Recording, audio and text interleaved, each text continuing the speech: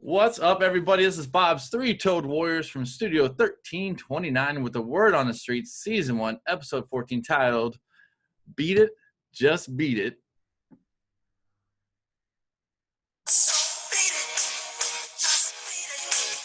And that's because today I have Jacob Dunne, beat writer, get it? Beat writer, from the best team in the NFL, the Denver Broncos, with me.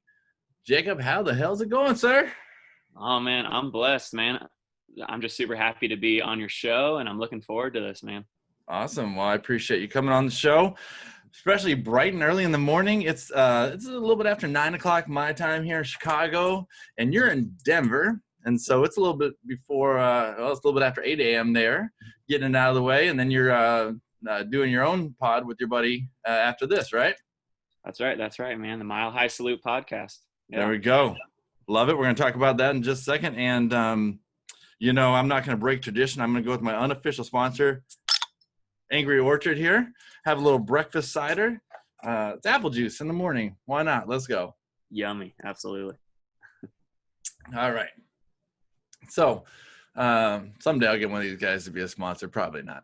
So you can get to my podcast on just about every platform out there. Don't forget to subscribe, give the show a 5-star rating. We're also on video. If you like to watch on video, we're on YouTube as Word on the Streets. Tell everybody where they can find your work. You can actually find me on Twitter at Ain't Done Yet, and Dunne is spelled D-U-N-N-E. I would love for you guys to follow me, and I write as a beat writer for the Broncos for the Scarecrow. And I also contribute at New Life Fantasy and Fantasy Six Pack. So I'd love for you guys to read my stuff. I'd love for you guys to follow me. And I will definitely follow back. Yes, he does. Good guy. Good person to talk to and ask questions to. Thanks, Not man. afraid to answer. Won't ignore you on the shows. All right. So let's talk about some of the different projects you have going on. Some of the podcasts, websites, things like that. So let's start with the websites. We'll swing around to the pod. So talk about what you got going on the websites. Yeah. So for the Scarecrow, I just dropped some articles recently, and I dropped an article saying what's going on with the running back battle with Melvin Gordon and Phillip Lindsay, what to expect there. I've also done some draft profiles like on Jerry Jeudy and KJ Hamler, also like a way too early 53-man roster projection. So, I mean, I'm busting out these every week, and like I'm having a lot of fun with it. I hope you guys can read that and just see how much fun I'm having, because I write these so that I can create some dialogue with you guys, with, like people who aren't fans and who are fans, and like give like some fantasy flavor as well. So, I'm really excited about that work. And currently we're actually working on a 2016 redraft article. And that's the draft where the Broncos traded up to get Paxton Lynch. So why you gotta be like that? I know. Why you gotta be like that? We have to give Bronco fans like a sense of what could have been. I know that hurts to see. It's like, oh, we could have had this guy and this guy and this guy, but it's fun to make. It's fun. What was Great White Buffalo? Oh my goodness! Yeah. The one that got away. Great White Buffalo. Yep, exactly, the one that got away. Yeah, I'm gonna say it's always fun to look back and see what you could have done right. My crystal ball I got from Walmart on discount, scratch and dent. It's pretty cloudy. It doesn't work very well. It's also a little painful sometimes to look back and see what you could have gotten done in the draft. So that's the Scarecrow, not Scarecrow. So we just say Scarecrow. Scarecrow is a much better play on words, and I love puns. So what else we got article-wise that you're a contributor for, or not article, website-wise? You said there's two of them. Yeah, so I also contribute to New Life Fantasy. I do fantasy basketball there, and I also contribute to Fantasy Six Pack, where I do fantasy baseball. But for the Scarecrow, I contribute for the Broncos and also fantasy football. And so whatever sport you need as far as those three sports. You know, like I like hockey, but I wouldn't consider myself a fantasy expert there at all. So I love the way you said that. Whatever sport you need, as long as it's those three. yeah. So I guess I'm kind of generalizing that those are like the three big sports, but Oh yeah, no, I got it. I love it. Yeah. I once saw a posting for a guy playing guitar, bass guitar, and he's like, I can play whatever you need as long as in these three chords are in it. Exactly. So, but you did pick the main ones, which is fantastic. So right, that's fun. Yeah. All right. So, and then let's talk about let's plug the podcast a little here. Yeah. So last May, I started up a Broncos podcast along with another Score Crow Broncos beat writer, Zach, and it's called the Mile High Salute. And what we've done so far is we've talked about the draft, you know, and like we've given them grades, and we've also talked about like their schedule and predictions. And like we were talking about earlier, we've talked about like a multiverse where it's like, what if Raheem Moore batted down Joe Flacco's bomb? What if the Broncos didn't trade up to get Paxton Lynch? You know, like stuff like that. Some fun stuff like that. They're not that long, anywhere between 20 and 30 minutes. We'd love for you guys to listen. I think Sean McVay also wrote a what if. Oh, yeah? What if pass interference is called when his player gets clobbered? Oh, man, what if? So easy for those to pop in your mind. Ones that'd be good, right? It's crazy how one play can change the course of a franchise. One pick, it's insane. That's awesome. So when I introduced you, and you mentioned as well as a beat writer, and for those who, well, for anybody, but for those who do fantasy football, a lot of us get like sleeper alerts, or we listen to a pod and we hear them say, oh, this beat writer for this or that said this. And then many of us are like, great, what the hell is a beat writer though? In our minds, right? So why don't you tell us what the hell a beat writer is? So a beat writer, as far as what I do for the Score Crow, I mean, I do a lot of articles on position battles. I do a lot of articles just on predicting, you know, like the MVPs, predicting the records and stuff like that. And I try to do interviews, which recently I had an interview with the Broncos long snapper, Jacob Bobenmeyer. And it was a lot of fun because I had never interviewed someone before, because I just became the beat writer a few months ago. And just the beat writer is just Broncos 24/7. You know, like you need to be plugged in. You need to contact the agents of these players, try to set up interviews. You need to just be submersed in Broncos country. So I've been having a lot of fun. Yeah. As you are right now with that Broncos hat and Manning jersey. I mean, I love that setup. I love that setup behind you. So yeah, I mean, it's, you know, it's just being plugged in and just talking about anything and everything.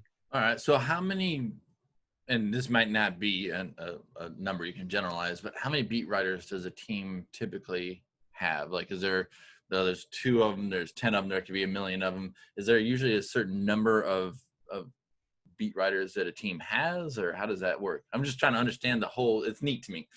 Sure. Yeah. So, I mean, I assume, so the Denver Broncos have their personal beat writers, which I don't work for. I work for the Score Crow, and I take care of the Broncos section there. So there is a level of like, I'm not on like the level of beat. Like I work for the Broncos. I work for the Score Crow, which you know, I take care of the Broncos section and I get interviews just like a beat writer for that team. So I assume that the Broncos probably have quite a few, probably like 5 to 10.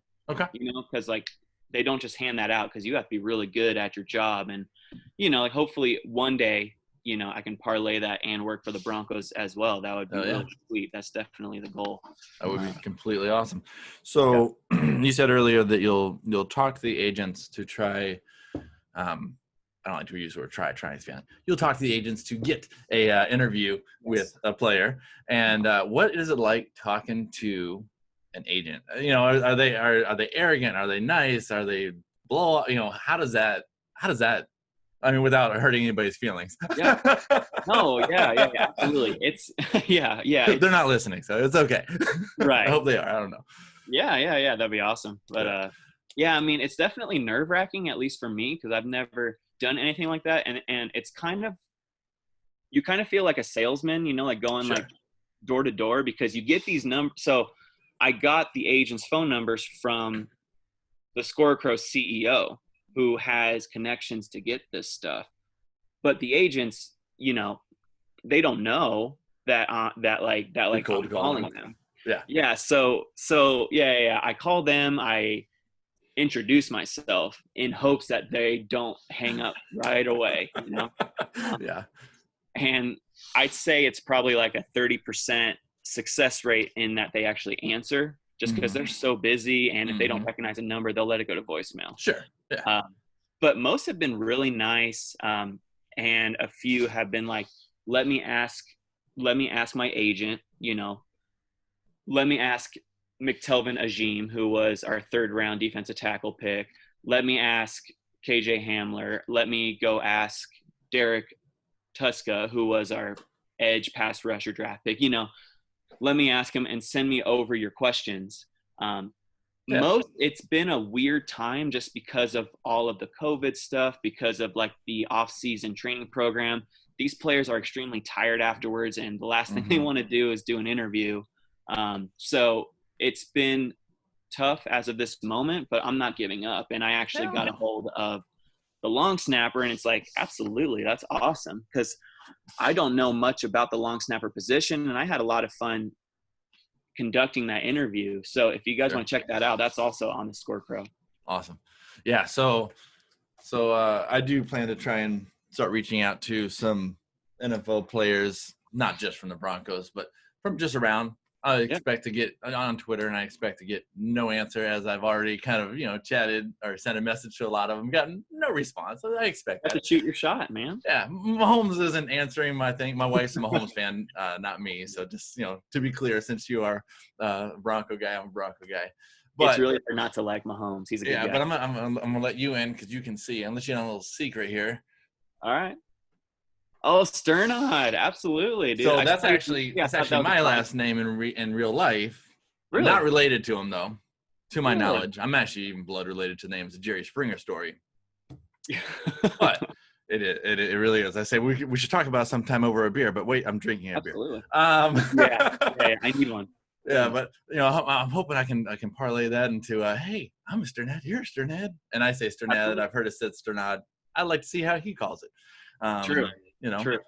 Some people make extra letters in their name that don't even exist, like some Eagles players. But anyway. Yeah. Shade. So, well, that's pretty cool, and I hope you have some successful interviews, and I look forward to hearing them, sir. So, let's grab a little listener question I stole off of from one of my folk online. So, he's on Twitter. It is at Justice Finu. Justice Finu? Finu? I don't know. Probably means something else. Justice fine you? Justice would fine you. Could you get fines? I don't know what that really means. We'll have to ask him sometime. He says, will Alshon Jeffery, that's funny that I said the Eagles. Maybe that's why. Will Alshon Jeffery ever be relevant for fantasy or altogether again? Ooh. So it's a non-Bronco question, but I like to mix it up a little. So I like it. What's your opinion on that? I know I have mine. So yeah. Okay. Well, okay. Alshon Jeffery, man, he had so much potential when he was on the Bears, but he was hurt. If you remember that. I like the way you said was hurt. Yeah, I mean, I just feel like he was always hurt. It was him. It was him and Brandon Marshall, right? And he just had so much potential, but always got hurt. Yeah.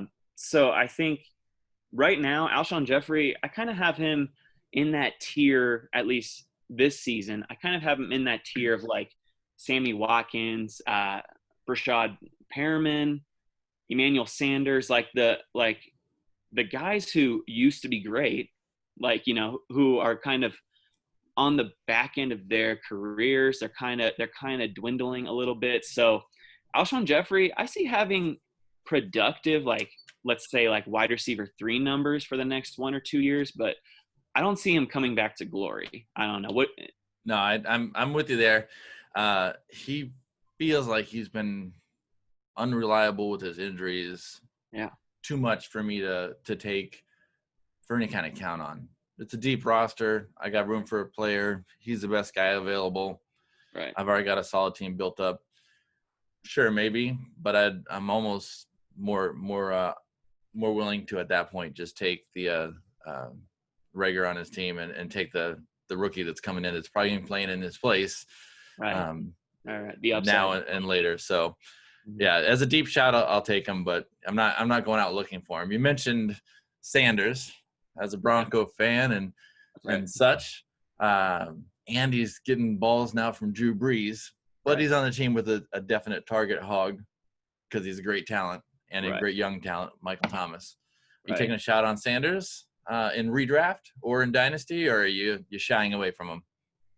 I mean, I actually do have him on one of my dynasty teams. I'm not getting rid of him, because I think he's going to have a stellar year. He's not going to have a fantastic year just because, like you said, the target hog in Michael Thomas. There's Jared Cook. There's Alvin Kamara. So it's like it's hard to rely on him as more than like a wide receiver 3-4 option. But he would be a nice plug and play on like a bye week with like a nice matchup. What do you think?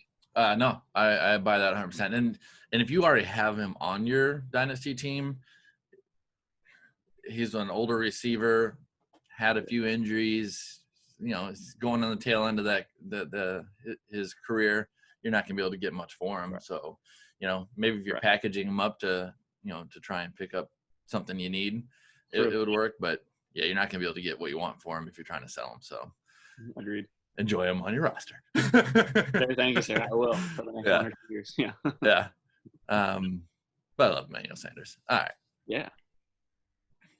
Let's see here. So that was the listener question, and since that was the only listener question, Justice Finn, or Just Finn, as you're called on your handle, you are now in the listener league. So welcome to the Auction Listener League. I'll be giving away spots until they are full. It'll be an auction on Yahoo Sports, and it's a fantastic time. It's currently intended to be a 12-team auction, and I'll be adding 2 spots for people who I'll do a drawing right out of the Soul Broncos hat here on air live for those who do 5-star reviews when I go to fill the last 2 spots. So now, you mentioned earlier you did some articles, and one of the articles was on the Broncos backfield. And because I wear a Broncos hat, and because I have Broncos jerseys before me, and I'm a Broncos fan, everyone's like, well, Bob, you tell me, what do you think? Of course, I have some opinions, but I always like to do what they do to me, and I'm going to do it to you, especially since you wrote a whole article about it. So to me, that's an extremely talented backfield. Yeah. I'm going to drop it right there and hand it over to you and see where you want to take that conversation. Absolutely, man. Thank you. It's funny because like the overall consensus right when Gordon was signed with a big contract was like, Gordon's the number 1 back. See you later, Lindsey. Yeah. But just in my gut, I was like, there's no way that Lindsey's going to just fade off into the background. Like I mentioned in my article, the stats the stats he's put up in the first 2 years, he's averaging 5.4 yards and 4.5 yards per carry respectively in his first 2 years. So he finds those holes, he bursts through them. Like he is a talent, like you said. Like Shermer, he's never used 2 backs, but I mean, he's never had a backup as talented as Lindsey. Sure. So he has gone on to state that he is going to use them both. It is going to be a 1A, 1B situation. And sometimes they're going to be on the field at the same time. So he's going to find ways to get Lindsey the ball as well as Gordon.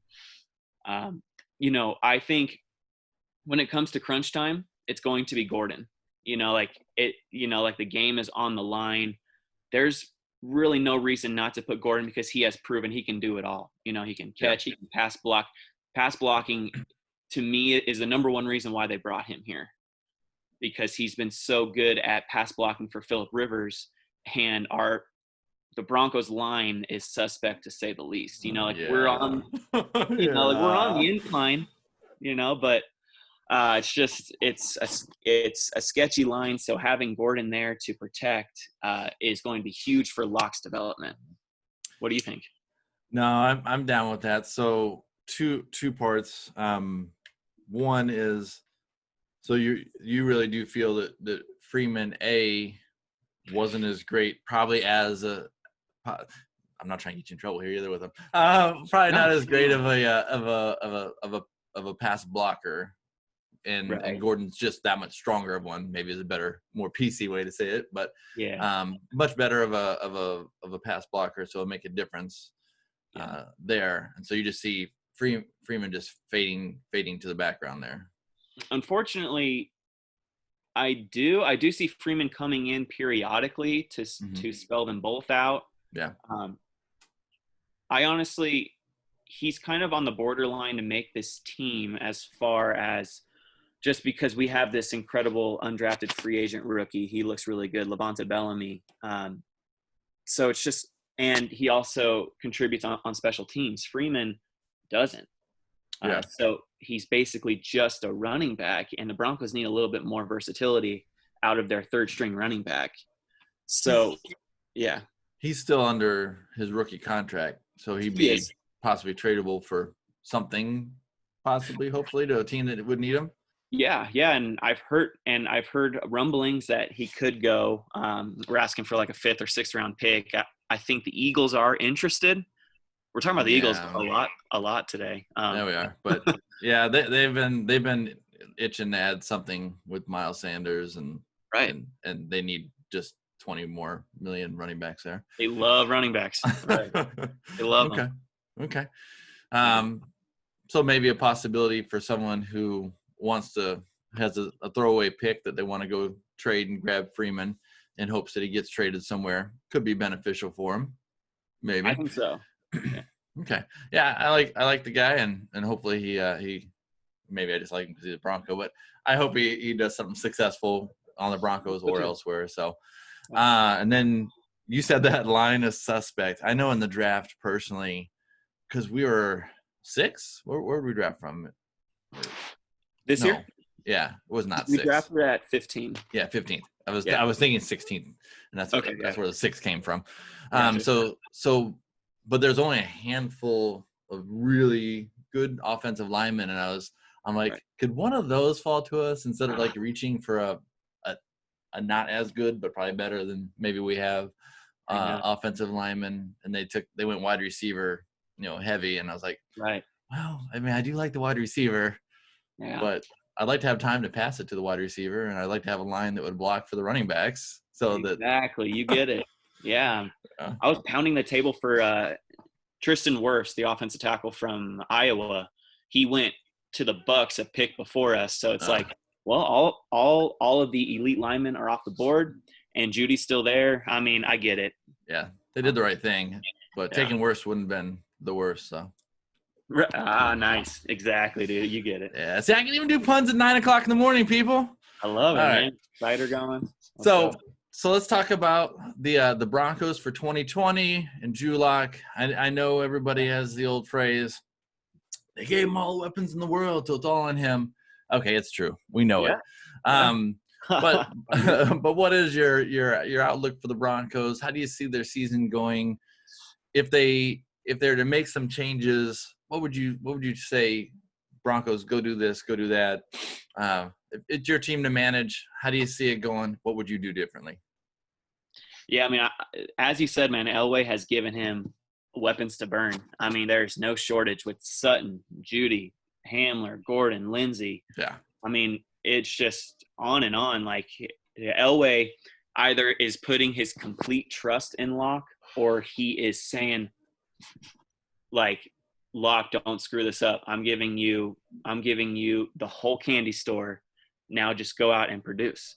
Now, it's tough because it's like, well, you didn't really help him out in the offensive line. You really have confidence that Locke can overcome an offensive line. I know that he has speed, he has mobility. But the only quarterback that can really overcome an offensive line, like a bad offensive line, is Russell Wilson, Lamar Jackson, those fast guys, like Yeah. really fast Yeah. guys. So to me, Drew Lock is the ultimate wild card. If the Broncos will go as far as he takes them. Like you said, I agree that, it's all on him if he fails, because these weapons are crazy.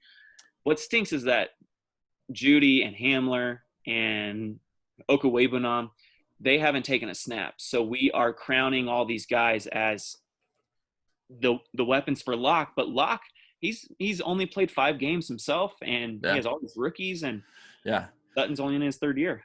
Yeah, so I see a combination of 2 things because week 5, week 6, if we're 1-5, 1-4, 2-3, 2-4, stuff like that, people are going to start, the rumbles are going to start. Right. And there's 2 problems with that. If you go and buy a big screen TV, well, flat screen TV, whatever, you put it in the back of your car, but you leave the doors open, someone's going to steal the TV. Well, at least in my neighborhood. Sure. Illinois. Yeah. If you have all these nice weapons and the quarterback sitting back there and you have no offensive line, someone's going to sack the quarterback. It's a silly analogy, but it's the same fact. And so you got to do something to give them more time. Maybe you play a little more 2 tight ends in there, try and get a little more blocks in there. Do something to try and give them a little more time to do something. And there's a bunch of rookies. Sutton's not been with the team that long. Locke's not been with the team that long. Right. It's a very new team, and they're having a fantastic preseason to practice with. And that was sarcasm for those who don't know my sarcasm. Yeah. And so it's going to take more than just the first handful of weeks to really gel and show what they can do. So Bronco fans, give them a minute.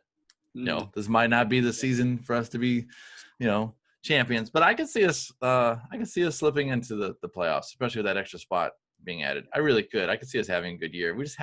We do have such a damn good team, I feel. Absolutely. Yeah. I mean, I've been hearing a lot of smoke from Colin Cowherd, from Adam Rank, like crowning this team as like 11-5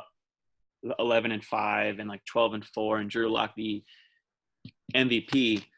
And I'm worried that the Broncos are going to get a big head and not perform a la Cleveland Browns of last year, but the Browns were kind of hyping themselves up. I haven't heard anyone on the Broncos hyping themselves up. This is all the public doing it. So that leads me to believe that they're being humble.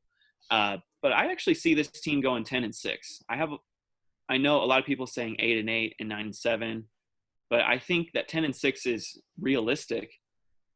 Like you said, there's an extra playoff spot. So even if we go 9-7, there's a possibility that they make the playoffs. Now, everyone needs to stay healthy. Sure. Like we keep saying, that line has to be better. And I'm optimistic because of our signing of Glasgow from the Lions. Optimistic because of Dalton Reisner and Lloyd Cushenberry, our new center. It's just those bookends are very questionable with Bowles and James. Just really got to hope that they step up this year. Yeah. So that's a lot of offense talk. Yeah. I say I'm speaking for you here. We've loved the Broncos defense for a long time. Absolutely. The speed that usually the backside, even the linemen a lot of times have, has been ridiculous. I wish Elvis Dumerville had a better fax machine, would have never allegedly fax machine era kept his contract from getting signed. Maybe you don't wait till the last minute to send it. How about that, Elvis? So or Elvis's agent. Yeah. I think that was some BS there. I think that was just a little story. That's why in an auction draft, you never wait till the last second, because you never know when your computer's going to lag. Just get the bid in. But in general, pretty solid defense all the way around. Every once in a while, the run defense gets a little weak to me. I've felt anyway. We kind of get torched some years. Yes. But how do you feel? What do you feel about this defense this year? So I'm optimistic about our defensive line.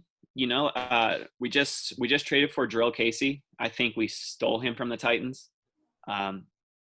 Jarrell Casey and Mike Purcell and Christian Covington and Shelby Harris we got back for another year.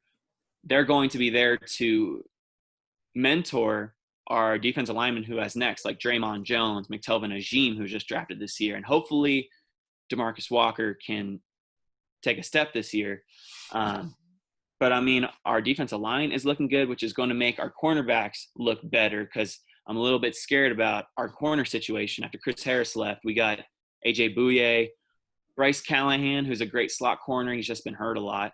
And Michael Ojemudia, who was our third-round draft pick from Iowa. So there's a lot of upside at corner, but there's a lot of question marks, like more question marks than we feel comfortable with.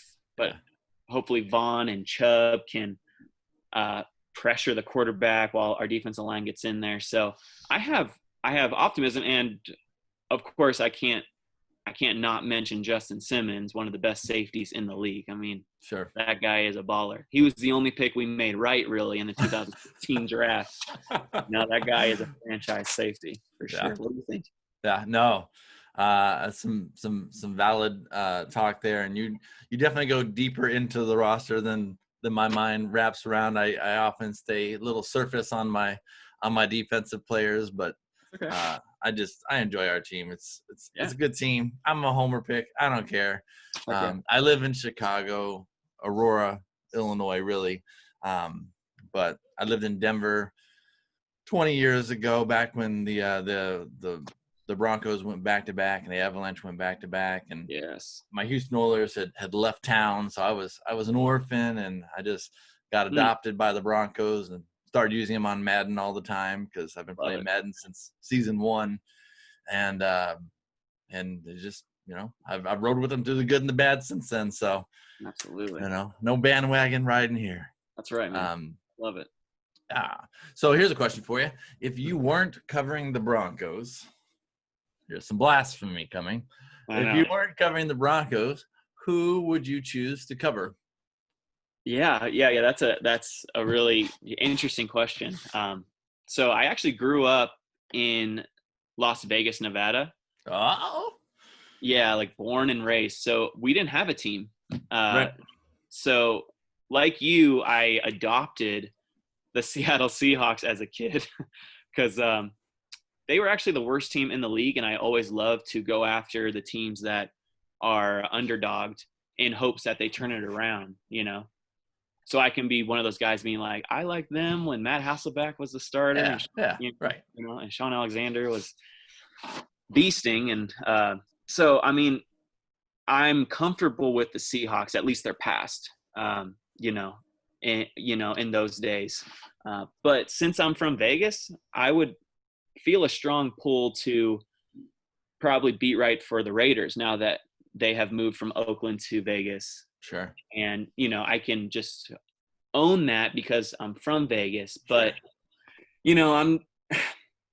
it's really hard for me to support the Raiders as a fellow Broncos fan. You can understand. I can. It's just, it would be extremely hard to flip that switch and just be a Raider fan and be a beat writer for them. Cause black and silver and black, no thanks, Yeah, no, I had a Raiders fan on a show or two ago, and we gave each other a little crap, a little poking. My neighbor's a Raiders fan. He has the big Raiders logo on the back of his black GMC truck. So I'm a Broncos fan, married to a Chiefs fan, living next to a Raiders fan in the wrong state. I don't know what's going on in the streets. So you just got AFC West going on over there. We do. So you said you like the Seahawks. I love the Seahawks. I think I just love Russell Wilson. I know, man. Just some quarterbacks are just good guys. At least as far as I know, a good guy. He might be a terrible person in reality, but he seems like a really good guy, really, down to earth guy, and someone you just want to get behind and support. And he's fun to watch. He's the scrambling, the throwing to Lockett with two toes with a half a centimeter to go in the end zone that I thought he was throwing away. Those kind of things are are normal for him.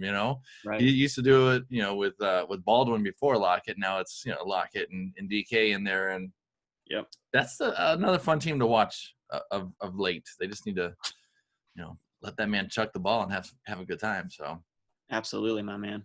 Yeah. So let's go to my Ask All preseason question. So do you have your Fantasy Pros rankings? Yes, sir. Rankings. Yeah. I just jokingly made a poke at another podcast guy that I love listening to a show. Rankings. Yep. So who is one quarterback, one running back, and one wide receiver that you can possibly see finishing in the top 5 of their position for the season, but you're able to draft in the 13th or later at their position? Not the 13th round, but the 13th of their position. So, at quarterback, who you got for us? Who, man, that's a great. Okay, so who can finish top 5? Yeah. These are all stretches. These are all, your hot takes or whatever. But you could see it possibly, in the right light, enough shadow moved away, you can see it happening. So for an underrated quarterback, it's really easy to say, Russell's going to finish, Josh Allen's going to finish, Carson Wentz is going to finish because of their legs and because they can run. But it's like these quarterbacks who you can get later. I think that Matthew Stafford is extremely underrated as a fantasy quarterback. He always gets the job done and he's so consistent.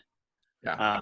So that's a guy that you can get later who will anchor your team. And it might be biased, but I also put Drew Lock in that conversation. I'm a firm believer that you can draft him really late as like your second quarterback and just hope that he has like a Mahomes-esque season. Because I actually drafted Mahomes with my last pick the first year he started. So like they're like, if you want to take that chance with your last pick, what would it hurt? Because he won me my league that year. It could be a league-winning pick. Sure. So Fantasy Pros has Stafford 13, and they have Lock 24. At least at the rankings I'm looking at. And when you look at that, Stafford, stay healthy. You've got weapons. I think everybody can see that's a possible outcome. Drew Lock, people are probably gonna look at it a little more skeptical. I love it. But your point being that grabbing somebody with your last pick, like if you're not an early quarterback guy, just wait. And some leagues, and you're gonna have to play it by your league too. Like some leagues, the same league, not last year, but the year before, 3 years ago, like quarterbacks were gone in like the 7th round. It's a friends and family league, a lot of new teams, whatever, and they were just flying off the board. I'm like, what the hell? And then 2 years ago, I was like, oh, we just became a late round quarterback. Like they weren't moving at all, just glimmer here and there. And then last year went to everybody grabbing 2 and 3 again, but later, but they were all flying off and there weren't many left on the board. So play your league the way the way the draft board falls to you. But Drew Lock is great as a 24th quarterback and taking a shot. I love it. And the weapons, it's going to be fun. Exactly, man. Exactly. All right. Let's flip over to running back because this one gets a little bit trickier, I think, but we'll see. Yeah. So at running back, who's like available later, who could sneak into like the top 5, top 10. I mean, I am a firm believer that, I don't know where Fantasy Pros has James Conner, but he can finish as. Okay, is he too high? No, not at all. I was literally just highlighting over him here. 25th. 25th. Yeah. 25th. Yeah. It's just. Wait. That's standard scoring. Let's see if that changes much in full PPR since a lot of people it might PPR. He goes way up to 21st. No, he's way down there. Right. Yeah. I mean, I think the fantasy community, rightly so, is bullish on him because of his injury history. But I mean, that's a guy who's getting Big Ben back, and that is huge because when it was Mason Rudolph, they could key in on him and Juju because that's all they had. Like with Big Ben, he can spread the ball around. And if James Conner, I know it's a big if, but if you can get value on Conner as like your RB2 or flex, you could potentially win your league. And I'm going to pound the table for Conner to try to get him later as a huge value pick. Yeah. Yeah, there's a lot of people that have gotten injured that have just fallen from grace in the running back world. Right. I'm just looking at the list. It's like here are the names from 16 to 21. Mm-hmm. Nope. 15 to 21. Fournette, Todd Gurley, Melvin Gordon, Le'Veon Bell, Chris Carson, David Johnson, and James Conner. Those are all I think that sounds like the first round of a year or two ago. Yeah, right. Right. That's insane. Yeah, that's crazy. All right, let's go over to wide receiver scoring. Wide receivers on PPR scoring. Here we go. And this is always a fun one because the wide receiver position is just so deep and so fluid. Right. Yeah. So where do they have Juju Smith-Schuster? They have Juju McShoe. Can't use him. He's 11th. Okay. But you're going with a Pittsburgh. Get out of here with an AFC Pittsburgh rebound. I know. I'm just wow. Yeah, but I won't use him.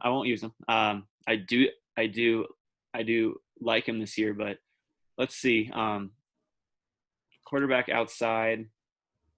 Where do they have my boy Sutton? Okay, you should be able to get away with that one. Okay. 17th. Okay. I mean, this guy, seriously, without my bias, he has potential to be a top 10 guy, if not a top 8. You know, like after all those stud receivers are gone, like a Michael Thomas, Adams, Jones, players like that. If you can get Sutton as your wide receiver too, I think you'll be sitting pretty because Locke's already shown a tendency to look his way. And with Judy there and Fant there and Hamler there and Gordon there, there's not going to be attention on Sutton like there used to be anyway. You know, like they can't afford to double him. So those draft picks of Judy and Hamler were music to Sutton's ears, you know, and if you have him in Dynasty, you were just gifted a possible wide receiver 1. Yeah, and I think on draft day, especially draft day, I think a lot of people are still questioning Locke. It's understandable, sure. A lot of people are like, well, they got all these other targets. It's going to be crowded. Great. Give me the value. Right. You know, so all these reasons that people are like kind of, you know, it's the same thing in Dallas, you know. They got CeeDee Lamb. And so everybody's like, nope, their wide receivers are dead. You know, because it's going to be too crowded. It just makes one more target and one more possibility. Plus, a lot of times those wide receivers need time to gel and to make things happen and prove themselves. Every year, wide receivers get picked up as rookies. Every year, those guys don't step in the way. Julio's still Julio, and you know, Devontae Adams is still Devontae Adams, and so So I love Sutton. I have him in one of my dynasty leagues. I'm not letting him go anywhere. Resign him for a 4-year deal. Love it. Stay here with me, baby. Well, that was fun. I love the ask all question because it's early and it's early to do them, but a lot of people play dynasty, a lot of people play redraft, and they want to get values for draft day. So kind of getting these thoughts in their heads of, okay, I can maybe snag this guy a little later, snag that guy a little later, means I can go a little more this position or that position in the first or second round, first and second round, third round, whatever, and still be able to get some value, which is it's what you want to do if you want to win a championship, right? Exactly, man. That's what you want. So on our next show, I'm going to have Hammerjacks1. I'm not telling y'all his real name right now. I'm just saying Hammerjacks1 coming on the show. He owns a barbecue joint not in this state. I freaking love it. Wish it was in this state because I look at the pictures he puts on Twitter and I get hungry right then. I could have just had a full meal. at a buffet. I'm in pain, but as soon as I see those pictures, I want that food. So we're going to talk a little football. We're going to talk a little barbecue. And, Bob is going to be talking a little whiskey with him. He's a whiskey guy. I'm a whiskey guy. I don't have to have any apple cider because it's not going to be a morning show. It's going to be recorded on Sunday night. And then it'll be airing soon enough. We're getting a log together because I'm out of town next week. But it's going to be a damn good show. So go subscribe right now. First, Jacob, remind listeners where they can find your work because it's definitely worth a listen, a follow, a read. Let them know where they can find your stuff. Yeah, please. You can find me on Twitter at Ain't Dunne Yet. And Dunne love that name, by the way. Thank you, bro. Love those puns, So I would love for you guys to follow me. I'll follow back. Ask me any questions, and you know what? We're here for you guys. So I would love to form this community with you all. Okay, and then remind them how to spell Dunne, just for those who spell in the traditional way. Yeah. So Dunne is spelled Dunne. That's how you spell my last name. So Ain't Dunne Yet. Dunne. Awesome. Okay. All right, so I can be found at Bob's Three Toed and on YouTube, Bob's Three Toed Warriors. Listen to new shows that drop Monday and Thursday mornings on YouTube and everywhere podcasts can be found. That's all for this show. It's been Bob's Three Toed Warriors with Jacob Dunne, reminding you soon enough you'll be able to hit the waiver wire, set your lineups, dominate your opponents. Let's win some damn championships together, people. See ya.